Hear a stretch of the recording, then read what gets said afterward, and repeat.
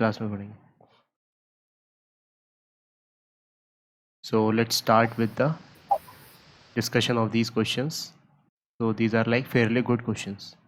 ठीक है, तो पहला क्वेश्चन है कि which of the following units denotes the dimensions M L square divided by Q square.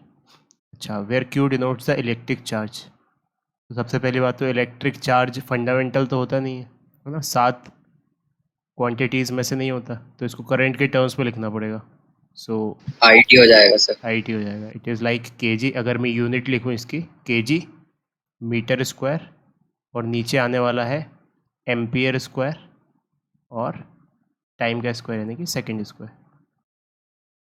So this is what they are asking कि ये किस चीज़ की यूनिट है।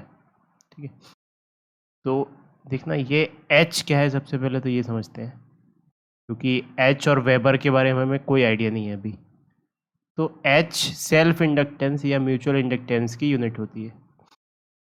सेल्फ इंडक्टेंस और म्यूचुअल इंडक्टेंस,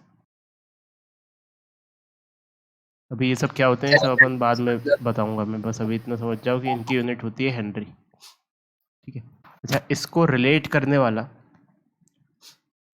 जो फॉर्मूला होता है, इसकी यूनिट है हेनरी, और इसका जो सिंबल है वो होता है म्यूचुअल इंडक्टेंस का एल, सेल्फ इंडक्टेंस का एल और म्यूचुअल इंडक्टेंस का एम। ठीक है, और इसको रिलेट करने वाला जो फॉर्मूला होता है that is E is equals to L D I by D T. एक माइनस भी आता है यहाँ पर, अभी ये सब भूल जाओ, बस इतना समझो कि ये सेल्फ इंडक्टेंस है और ये D I by D T है। तो यहाँ से हमें एल की यूनिट्स पता चल जाएंगी। ठीक है, तो हेनरी है कि नहीं आंसर ये हमें पता चल जाएगा। तो सॉल्व कर लेते हैं, यहाँ पे केवल यूनिट देख रहे हैं, तो एल की यूनिट्स क्या होंगी, एल्स की यूनिट होंगी volt second divided by ampere. तो volt second divided by ampere. ठीक है, तो सेकेंड तो है इसमें, वोल्ट भी है, तो इस वोल्ट को डिकोड कर लेते हैं। वोल्ट को डिकोड करने के लिए कोई फार्मूला देख लेते हैं, work per unit charge. Work per unit charge. ठीक है, तो ये वर्क यानी कि joule per unit charge second, और एम्पियर को भी चार्ज के फॉर्म में लिख देते हैं, चार्ज पर सेकेंड, है ना।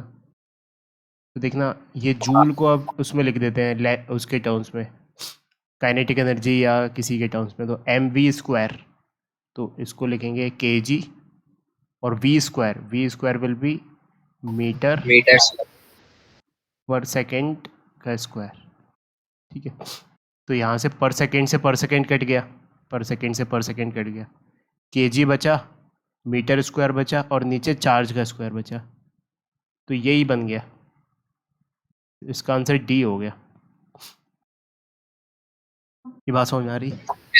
हाँ सर, आगे। ठीक है, वो तो गनीमत से हमने इसी को डी को ऑप्शन को सबसे पहले चेक कर लिया, इसलिए ऐसा हो गया। अब वेबर के बारे में भी समझ लेते हैं, वेबर किस चीज़ की यूनिट होती है। तो वेबर यूनिट होती है मैग्नेटिक फ्लक्स की, मैग्नेटिक फ्लक्स। सर फ्लक्स मतलब क्या होता है? फ्लक्स मतलब कि कितनी लाइंस काट रही हैं किसी एक यूनिट एरिया को। अब वो इलेक्ट्रिक फील्ड लाइंस भी हो सकती हैं और मैग्नेटिक फील्ड लाइंस भी हो सकती हैं। जैसे मैं एक छोटा सा एग्जांपल बताता हूँ, फ्लक्स बहुत बार आया होगा सामने, है ना। तो मैं हाँ एक सर, हाँ छोटा सर, सा आ गया एग्जांपल, समझ। एक और चीज़ देता हूँ मैं, कि जैसे बारिश हो रही है, मान लो सपोज वर्टिकली बारिश हो रही है। ठीक है, पहली सिचुएशन में हमने एक वेसल है हमारे पास, उसको ऐसे रख दिया। दूसरी सिचुएशन में जो वेसल है उसको हमने थोड़ा सा टिल्ट करके रख दिया, सेम वही वेसल है। ठीक है, और तीसरी सिचुएशन में तो एकदम ऐसा रख दिया।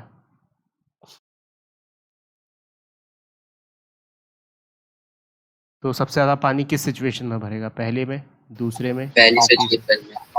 तो पहली सिचुएशन में कॉमन सेंस हम बोल रहे हैं कि एक्चुअली क्या हो रहा है कि ये जो एरिया है इसको ये एकदम परपेंडिकुलरली काट के निकल रही हैं फील्ड लाइंस बारिश की तरह, तो हम बोल देंगे यहाँ पे फ्लक्स ज़्यादा है। ठीक है, तो ये मैग्नेटिक फ्लक्स की यूनिट होती है। चलो इतना काफ़ी है, इससे ज़्यादा दिमाग एक्सेप्ट नहीं कर पाएगा। अब आ जाते हैं अपन नेक्स्ट क्वेश्चन पे, electric displacement is given by d is equals to E into epsilon, where epsilon it is the electric permittivity and E is the electric field strength. तो हमें बताना है कि dimension of electric displacement is given by, तो इसके dimension बताने। तो सबसे पहले तो E के डायमेंशन खोजने जाएंगे हम। कहाँ से खोजेंगे? कूलम्स लॉ से। कूलम्स लॉ बोलता है F is equals to 1/4 epsilon naught Q1 Q2 upon R square. तो यहाँ से एप्सिलॉन की यूनिट आ जाएगी फोर्स, दैट इज़ न्यूटन, और ये metre square divided by coulomb square. तो ये एप्सिलॉन की यूनिट होगी। सर फोर्स का न्यूटन नीचे आएगा डिनोमिनेटर में। यस यस यस, उल्टा लिख दिया पूरा मैंने। ये ऐसा आएगा coulomb square divided by metre square और ये न्यूटन। अब ई की यूनिट के लिए हमें एक फॉर्मूला पता होना चाहिए कि जो फोर्स होता है वो होता है चार्ज इनटू इलेक्ट्रिक फील्ड। बाद में पता चल जाएगा ये।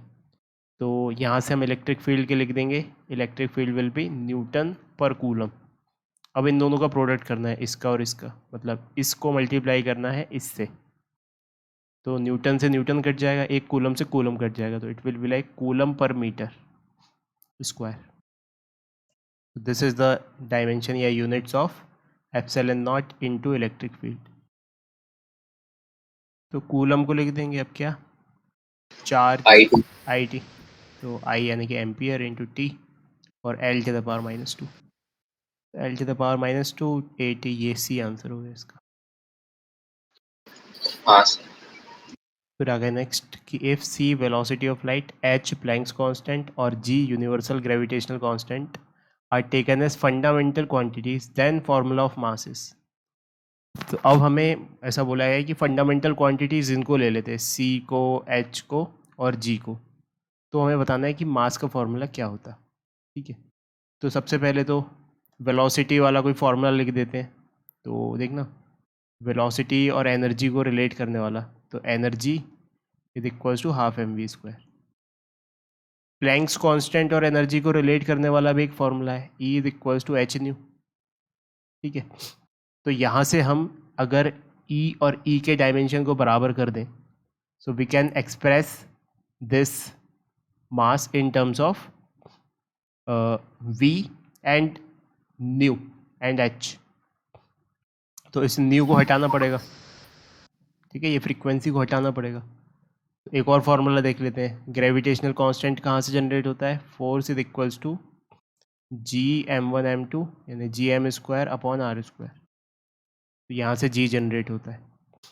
तो अब हमें क्या करना है, हमारा उद्देश्य है कि इस मास को रिप्रेजेंट करना है हमें H, G और C के टर्म्स में। ठीक है, तो यहाँ से हम क्या कर लेते हैं, सर फ्रीक्वेंसी टाइम का उल्टा जाएगा और फोर्स में आ जाएगा टाइम। हाँ बिल्कुल सही पकड़ा। तो अपन या इसको एक इंजीनियरिंग प्रोसेस से भी कर सकते हैं कि जैसे हमने यहाँ से न्यू लिख लिया, न्यू क्या लिख लिया, E/H।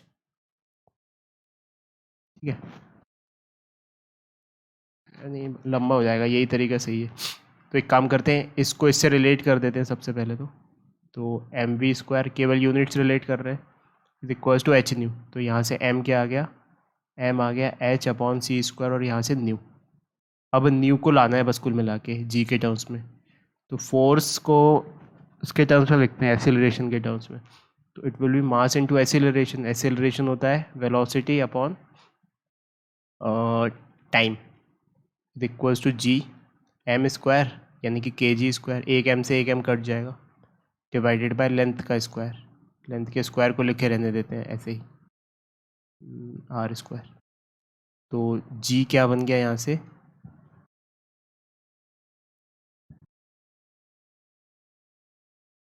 R आ रहा है यार इसमें, R एक R आ रहा है, R एलिमिनेट हो जाए तो मज़ा आ जाए। अच्छा एक काम करते हैं, t से मल्टीप्लाई डिवाइड कर देते हैं, यहाँ पे भी t² और यहाँ पे भी t²। उससे होगा क्या, ये जो है ये, दिस विल बी c², है ना, length square divided by time square, तो c²। तो ये हो गया v, ऊपर बचा एक t, is equals to Gm upon c²। ठीक सर है। Length square upon time square C square मतलब ये समझ नहीं आ रहा। अरे velocity square, length upon time metre per अच्छा हाँ सेकेंड। सर ठीक है, आ गया सर, हाँ सर। ठीक है, तो कुल मिला के अब इसको अब यहाँ से अपन न्यू जनरेट कर लेंगे। This is 1/t। तो यहाँ से 1/t क्या आ गया, 1/t आ गया V cube upon G into M. ठीक है, ये आ गया। हाँ सर। तो ये उठा के यहाँ रख देंगे। तो m इज इक्वल्स टू, यहाँ से लिख रहा हूँ अब मैं, so m is equals to h by C square, new की जगह रखा वी स्क्वायर यानी कि C square divided by G M. तो m और m यहाँ पे m स्क्वायर बन गए।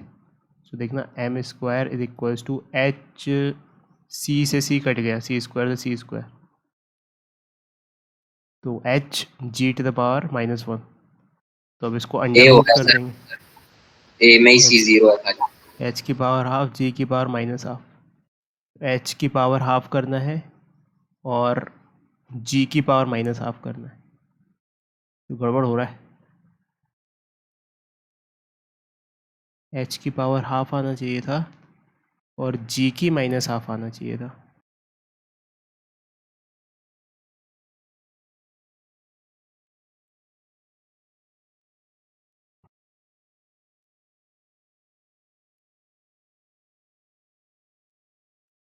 एक मिनट, कुछ गड़बड़ कर दी क्या? अरे यार ये गड़बड़ कर दी। ये v क्यूब रखना है यहाँ पर, 1/t में v क्यूब करना है। तो ये c क्यूब होगा यहाँ पर, तो एक c बच जाएगा। ठीक है, एक c बच जाएगा तो उसका रूट हो जाएगा, तो c की पावर हाफ। तो c की पावर हाफ, g की पावर -हाफ और h की पावर हाफ, ये b हो गया आंसर। ठीक है सर।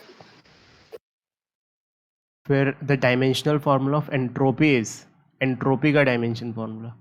अब ये एंट्रोपी क्या होता है? तो एंट्रोपी से रिलेटेड एक फार्मूला होता है, heat is equals to T delta S. ठीक है, अब ये जो हीट है इसका, ये तो यू जूल है इसकी यूनिट, टेम्परेचर की यूनिट केल्विन है, और ये एंट्रोपी होता है ना, चेंज इन एंट्रोपी या एंट्रोपी, तो इसको एस बोल देते हैं, यही निकालना है हमें। तो एस की unit is joule upon kelvin. Joule होता है वर्क डन, वर्क डन यानी कि mLT-2। ये तो हो गया फोर्स, एल स्क्वायर, और ये केल्विन की पावर -1। तो mL²T-2 K-1, ये आंसर होगा। तो ये कुछ नहीं, इसमें फार्मूला पता होना चाहिए, जब थर्मोडायनेमिक्स पढ़ेंगे केमिस्ट्री का तब ये आ जाएगा एंट्रोपी। हाँ सर। ठीक है, फिर बढ़ते हैं आगे नेक्स्ट क्वेश्चंस की तरफ। अब ये क्या है, ये एरर एनालिसिस वाले क्वेश्चन है। एरर एनालिसिस वाला वीडियो देख लिया क्या? नहीं सर वो नहीं देखा। ठीक है, तो मैं अभी बता रहा हूँ इन क्वेश्चंस को, तो जब वीडियो देखेगा तो और क्लियर हो जाएंगे। ठीक है, कि कैसे सॉल्व करते हैं। तो देखना यहाँ पर क्या है, time for 20 oscillations of a pendulum is measured as T1, T2, T3। So what is the accuracy of the measurement? तो देखना, तीन एक एक्सपेरिमेंट होता है जिसमें क्या करते हैं, जिसमें पेंडुलम को ऐसे गोल गोल घुमाते हैं। ठीक है, और नापते हैं टाइम कितना लग रहा है उसको वापस, उसका टाइम पीरियड कितना है। तो तीन रीडिंग्स आई, एक आया 39.6, एक आया 39.9 और एक आया 39.5। तो ये तीन रीडिंग्स आ गई।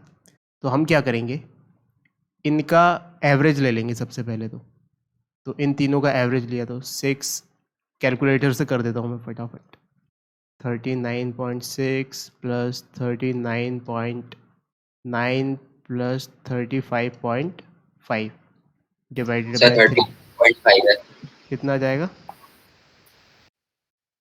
नहीं सर आपने 35.5 लिया ना, वो 39.5 है। ये वाला? सबसे आखिरी वाला। Oh sorry sorry sorry, just a second. 39.6 plus 39.9 plus 39.5 divided by 3।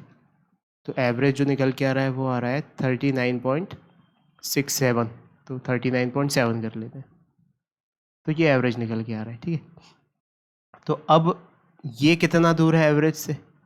देखना 39.7 है, तो ये कितना दूर है, ये 0.1 दूर है, ये कितना हाँ दूर सर, है, ये है 0.2 दूर, 0.2, और ये कितना दूर है, ये 0.3 दूर।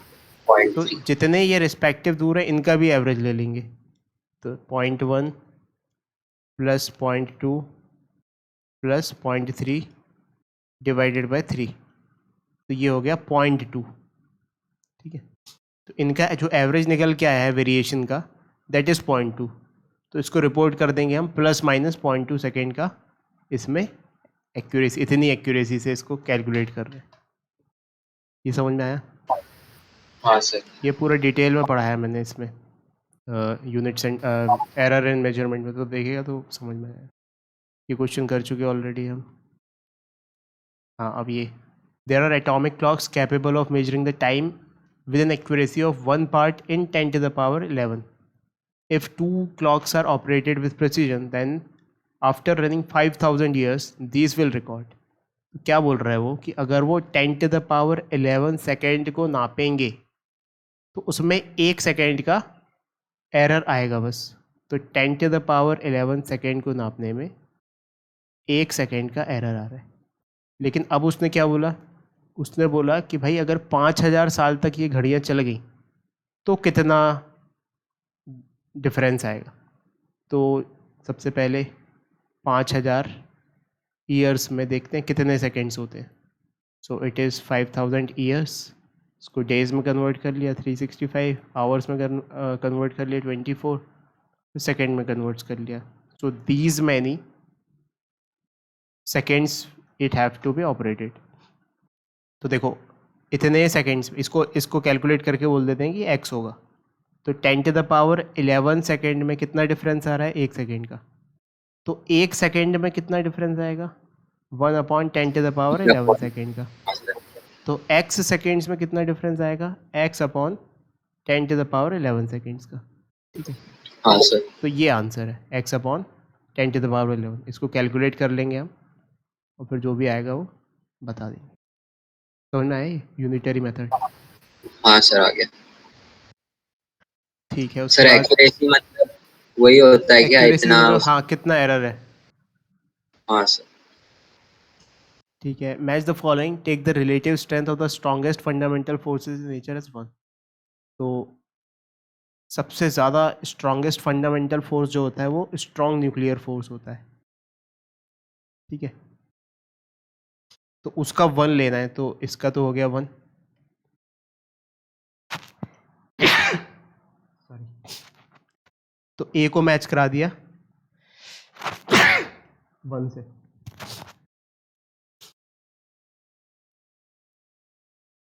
फिर उसके बाद इन दोनों को कंपेयर करते हैं, इलेक्ट्रोमैग्नेटिक फोर्स और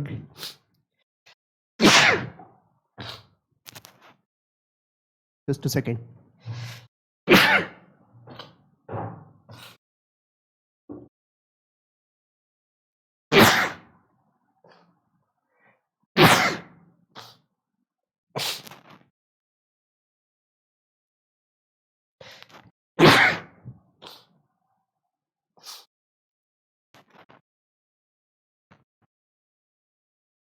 तो सबसे ज़्यादा स्ट्रॉन्गेस्ट न्यूक्लियर फोर्स स्ट्रॉन्ग होता है। हाँ सर। और इलेक्ट्रोमैग्नेटिक फोर्स और ग्रेविटेशनल फोर्स में स्ट्रॉन्ग होता है इलेक्ट्रोमैग्नेटिक फोर्स।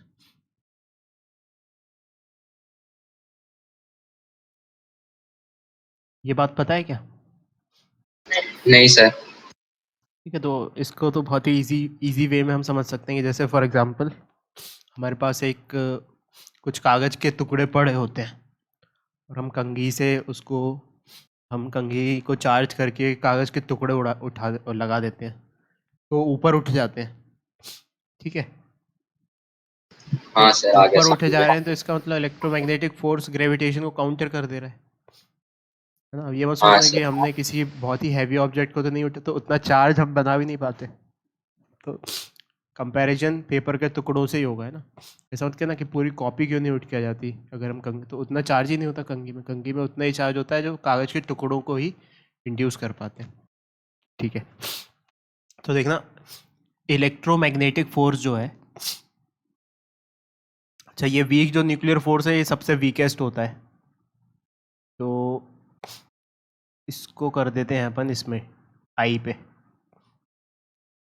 अब बचा ग्रेविटेशनल फोर्स और इलेक्ट्रोमैग्नेटिक फोर्स, तो सबसे कम होगा इन दोनों में कंपेयर करेंगे तो ग्रेविटेशनल फोर्स, तो 10⁻⁻13 इधर चिपकाओ और इलेक्ट्रोमैग्नेटिक फोर्स में ये इधर चिपकाओ 10⁻²। ठीक है, ये थ्योरेटिकल क्वेश्चन है, इसमें कोई संशय की बात ही नहीं है। जो फिजिकल वर्ल्ड नाम का चैप्टर है, 0th चैप्टर, उसमें डिस्कशन किया गया इसके बारे में। ठीक है सर, देख लूँगा। देखने की ज़रूरत नहीं है, हाँ देख लेना, वो छोटा से, उसमें कुछ नहीं, वही मैं। अच्छा ये अब आंसर बताना है इसका, तो ए का हो रहा है एफ, तो ए का तो एफ ही है सभी में। बी का हो रहा है ई, तो बी का हो रहा है ई। सी का हो रहा है एच, तो सी का हो रहा है एच। एक मिनट, नहीं सॉरी, बी का हो रहा है आई, बी का आई हो रहा है, बी का आई। सी का हो रहा है ई, सी का हो रहा है ई। और डी का हो रहा है एच, तो डी का हो रहा है एच। तो ये ए आंसर हो गया इसका। ठीक है, ये क्वेश्चन ऑलरेडी कर चुके, ये वाला भी कर चुके, ये वाला भी कर चुके। इस पर आ जाते हैं कि an experiment is performed to obtain the value of acceleration due to gravity by using simple pendulum of length L. In this experiment, the time for 100 oscillation is measured by using a watch of 1 second of least count, 1 second least count, and the value is 90 seconds. So the length L measured by using a meter scale of least count 1 millimeter and the value is 20 centimeter. The error in the determination of G's. ठीक है, तो error निकालने के लिए हमें सबसे पहले तो फॉर्मूला पता होना चाहिए। फॉर्मूला क्या है इसका? Time period of simple pendulum is 2π√L/G।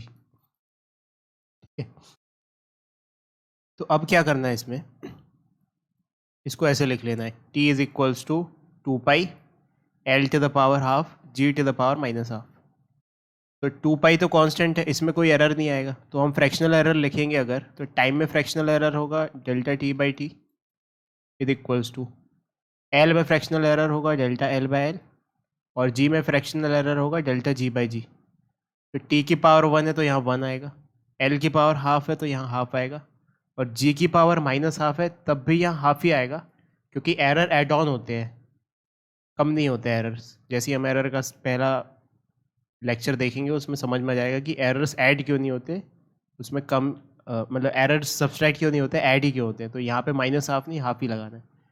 अब जो जो वैल्यूज़ दी हुई हैं इस क्वेश्चन में से वो देखेंगे। तो सबसे पहले ΔT यानी कि हमारे जो भी मेजरमेंट का इंस्ट्रूमेंट है उसमें लीस्ट काउंट क्या है उसका, तो वो 1 सेकेंड है, तो यहाँ पर क्या आ जाएगा 1 सेकेंड। ठीक है, अब कैपिटल टी यानी कि हमने टाइम पीरियड को नापा है वो कितना है, तो उसने कहा 100 ऑसिलेशन नापा है और जो समय नोट किया है वो 90 सेकेंड है।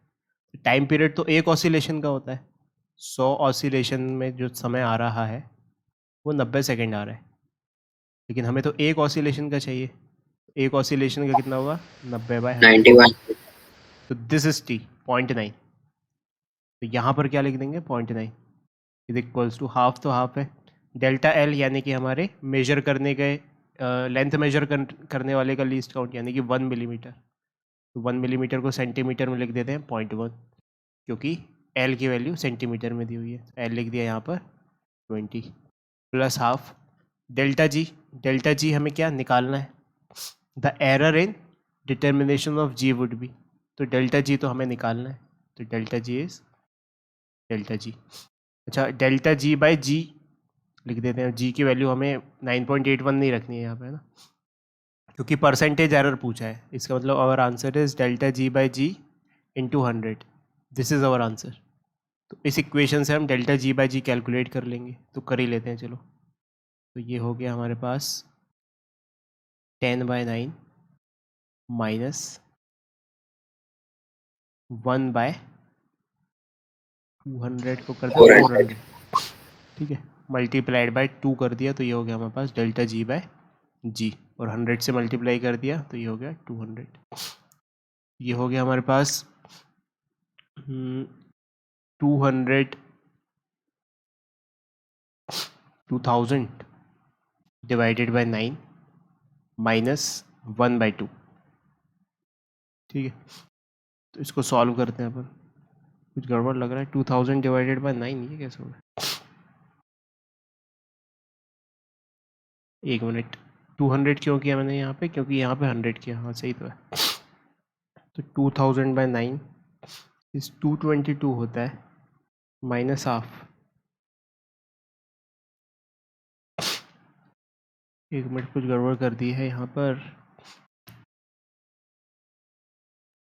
ये तो 1 है, ये 0.9 है, तो ये 10/9 ही होगा, 10/9 है ये, और ये क्या है,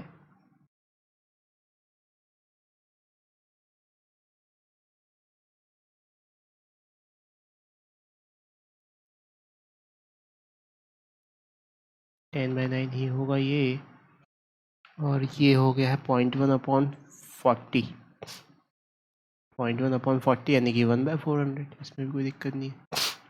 डेल्टा जी बाई जी 2 इधर गया तो ये आ गया।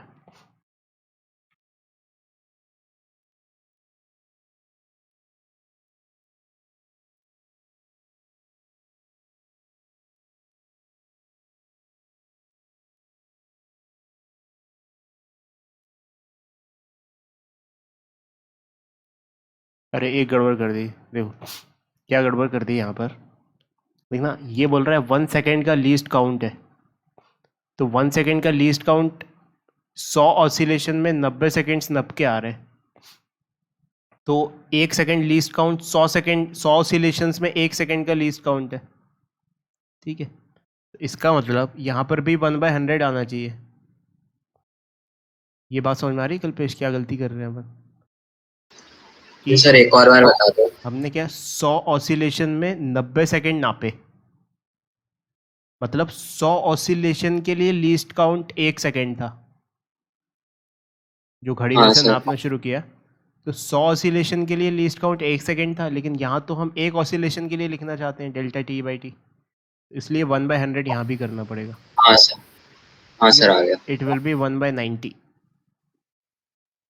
अब ये हो जाएगा, तो it is like 200/90 minus half, तो 200 divided by 90 minus 0.5, so it is coming out to be 1.7, C answer हो जाएगा। Okay sir. ठीक है, फिर ये एक और क्वेश्चन करते हैं कि ना public park in the form of square has an area of this, so side of the park is, तो देखना यहाँ पर ये दिया हुआ है एरिया, और ये दिया हुआ है फ्रैक्शनल चेंज इन एरिया, मतलब एरर इन एरिया, तो क्लियरली ये तो समझ में आ रहा है एरिया का जो अंडर रूट करेंगे हम तो वो 10 आ जाएगा, तो आंसर ऐसा ही होगा 10, इधर पे ये 10 ही होगा, लेकिन एरर कितना होगा वो देखना पड़ेगा हमें, ठीक है।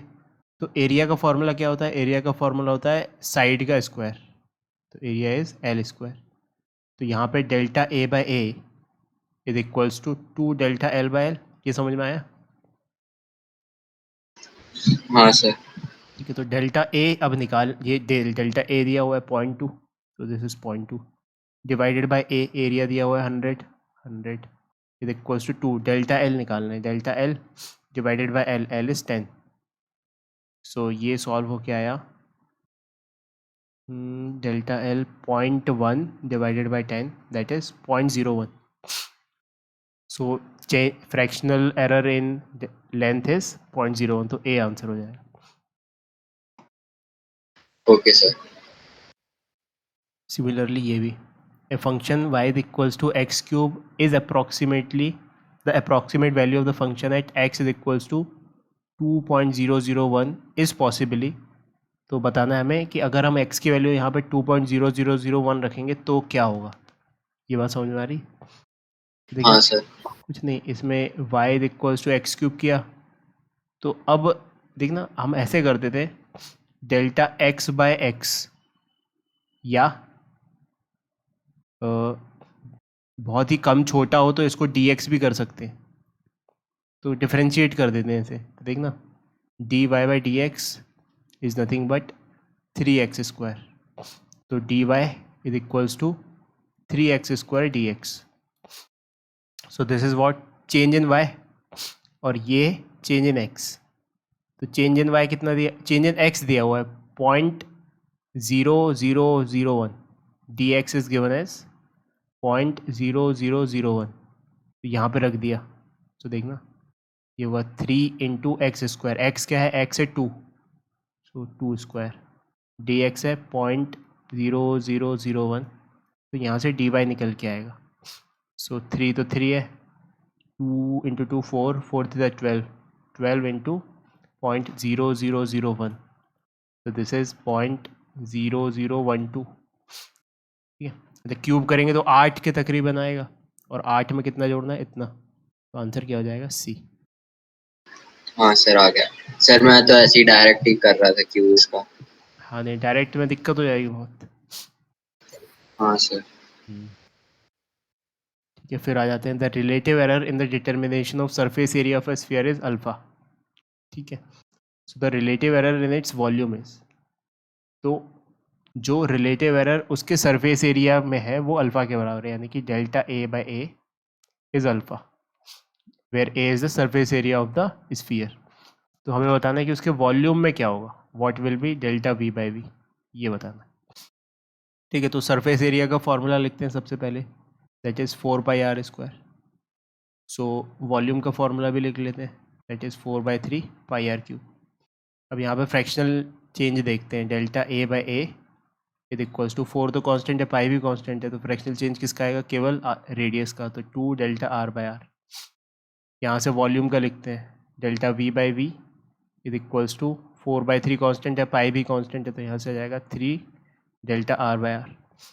अब इस इक्वेशन को इस इक्वेशन से डिवाइड कर देंगे, 1/2, तो डेल्टा आर से delta R by R cut जाएगा। इस तरफ क्या बचेगा, delta V by V is equals to 3/2 delta A by, delta A by A alpha दिया हुआ है, तो इट इज़ 3α/2। ये आंसर होगा। हाँ सर। फिर आगे नेक्स्ट क्वेश्चन पे कि 3 students make measurements of the length of a 1.5 metre rod.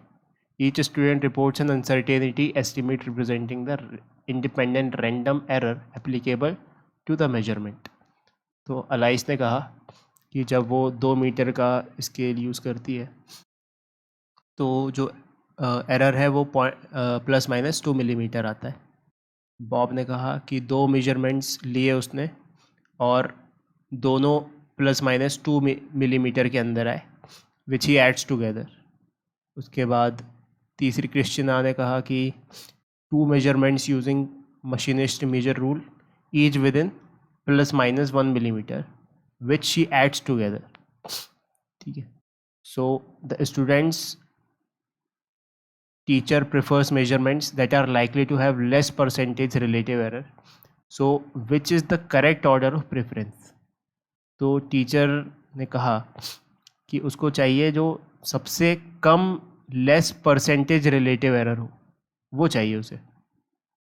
तो लेट्स से डेल्टा एक्स मान लेते हैं एरर और एक्स मान लेते हैं मेजर्ड वैल्यू, तो रिलेटिव एरर होगा डेल्टा एक्स बाय एक्स। ठीक है, तो पहले के लिए अलाइस के लिए डेल्टा एक्स बाय एक्स क्या है, ये +-2। ठीक है, तो ये हो गया +-2 डिवाइडेड बाय 2 मीटर्स में ना, तो मीटर्स यानी कि 2000। तो ये पहले का हो गया। दूसरे बॉब का हो गया +-2 डिवाइडेड बाय मीटर स्केल है यानी कि 1000। फिर तीसरे का हो गया, ये भी मीटर स्केल +-1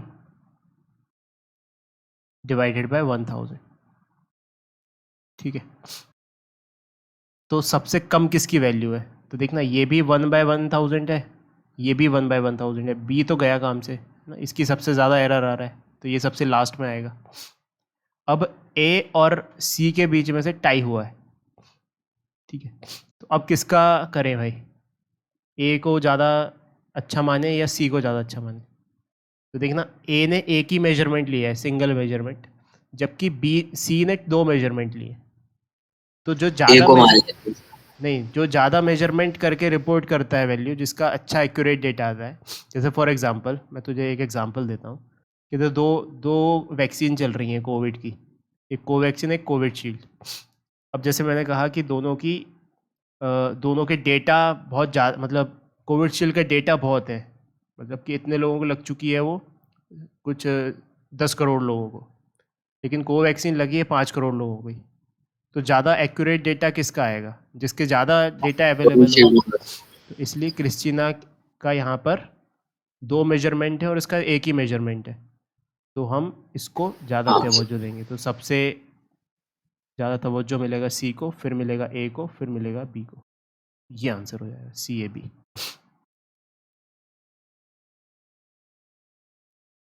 तो ये अब क्या आंसर क्या चिपका है इसमें, तो Christina is preferable to Alice which is preferable to Bob, यही आंसर हो जाएगा इसका। हाँ सर। ठीक है, बस इतना ही करना है इसमें अभी तो। सर ये पूरा चैप्टर है क्या कोई? हाँ, ये मतलब चैप्टर है, छोटा सा ही चैप्टर सर है। पढ़ा नहीं था मैंने, इसलिए ऐसे ही क्वेश्चन छोड़ दिए थे इसके मैंने। नहीं पढ़ना है उसको, और बहुत इंटरेस्टिंग और बहुत इंपॉर्टेंट भी है, उसको नेक्स्ट चैप्टर हाँ यही सर पढ़ना है। पढ़ लो। ठीक है, चलो, ओके, बाय बाय।